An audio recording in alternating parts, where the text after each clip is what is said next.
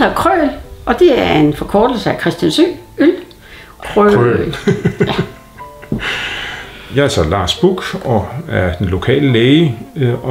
Jeg hedder Kirsten Buch, og jeg arbejder sammen med Lars i bryggeriet, og så har jeg dørsalget.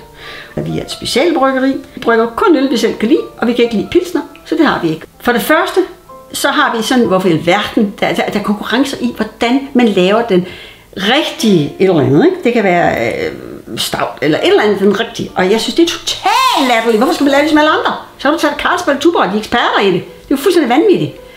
Vi siger, hvad synes vi kan sjovt at lave? Hvad tror vi smager godt? Og så gør vi det. Og når det så er færdigt, det er nok cirka en pale øl, det vi har lavet, sådan cirka, så sætter vi sådan et eller andet på.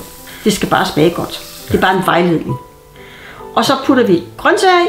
Vi har 2 rødbedeøl. Ja. Og så har vi også brugt gulerødder, og vi har brugt persilleråd og selleri og kartofler. Så det er anderledes. De fleste af vores øl er med en eller anden rodfrugt. Vi starter jo med at lave vores opskrift, og det tager faktisk længst tid, og det er det sjoveste for at diskutere. Vi tager ikke nogen færdige opskrifter, vi siger, vi har lyst til at brygge noget, der ligner det, og så kombinerer det, og så går i gang. Selve brygget, der har vi jo maltene med hele korn. Derfor så har vi vores egen kværn, så tager vi det malt, vi har besluttet os for at bruge, og kværner den dagen før. Så når jeg står op 5:30 om morgenen, så halvsøvne, går ud og tænder.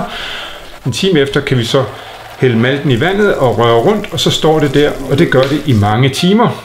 Så lidt over middag, der kan vi begynde at, det man kalder eftergyde, det vil sige, at man har varmet noget ekstra vand op, og så løfter man det inderste karmesin i bunden op, og så hælder man igennem for at skylle det hele ned, så godt man kan, for at udnytte det mest muligt.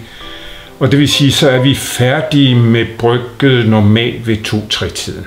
Og vi starter 5:30. Ja, normalt, men så skal vi lige rydde lidt op, vi skal køle ned, fordi det skal også køles ned, inden vi kan putte gæren i.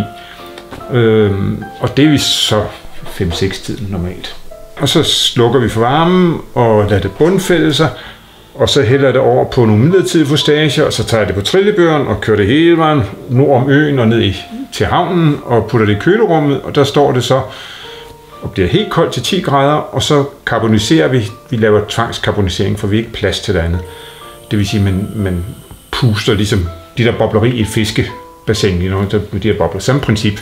Man puster kulsyren ind i øllen, og så skal det have på flaske eller på fustage, afhængig af hvad vi laver. Og jeg er, kan man sige, den lokale sælger ved døren. Det er jo den sjove del. Jeg får jo snakket om, jamen, nogle kunder, de synes, det er hyggeligt, og det er en del af salgsoplevelsen, at de står og snakker en halv time. Så er det også lidt sjovt at snakke om de forskellige typer øl, og hvad de smager, og hvad de kan lide, og sådan at prøve at finde ud af, hvad de egentlig ønsker. Jeg spørger altid ind til, kan du de bitre ting?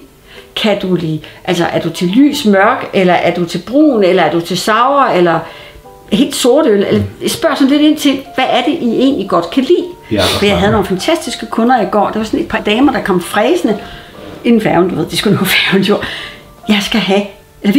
Vi skal have den der nede på krogen. Så de købte lige 5 flasker. Der kommer så mange hjemmebryggere og besøger os. Og de forsøger næsten alle sammen at efterligne en speciel øl. Og så siger jeg til dem, hvorfor i alverden, den kan I gå ned og købe. Prøv dog at lege og lave jeres eget. Og finde ud af, at de er smad og skægt. Og det smager godt.